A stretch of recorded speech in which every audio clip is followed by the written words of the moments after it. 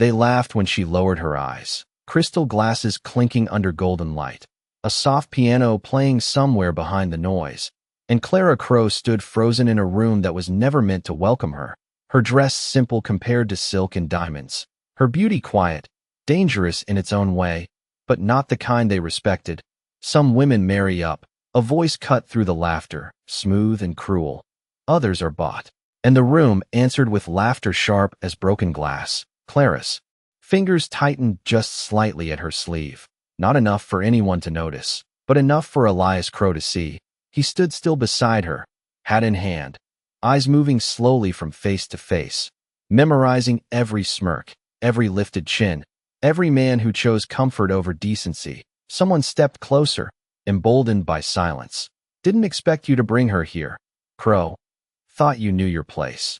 The words hung in the air, waiting for a reaction, waiting for a fight, but Elias did nothing. He simply set his glass down with a soft click, reached for Clara's hand, and led her out. The laughter followed them all the way to the door like wolves snapping at their heels. Outside, the night air was cold, the kind that made truth harder to swallow.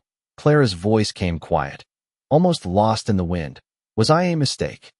Elias didn't look at her, just kept his eyes on the dark horizon. No, they were. That night, while the town slept easy in its certainty, riders moved under starlight, letters changed hands, doors opened without questions, and by sunrise, the dust began to rise on the edge of town.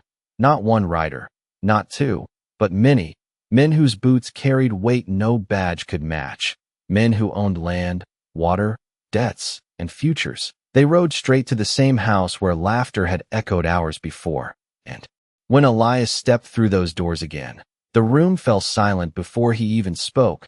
The same faces now pale, the same voices gone dry.